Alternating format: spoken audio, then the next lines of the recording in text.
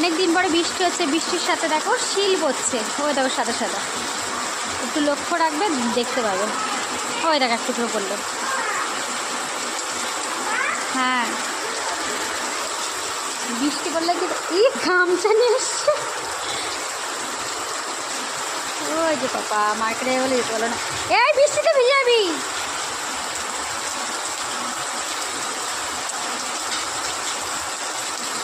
টিনের ওপরে আওয়াজ হচ্ছে দেখ, দোকানের ওপরে ওই এক টুকরো পড়েছে। কাছে নিয়ে যাই ফোনটা, এই দেখো।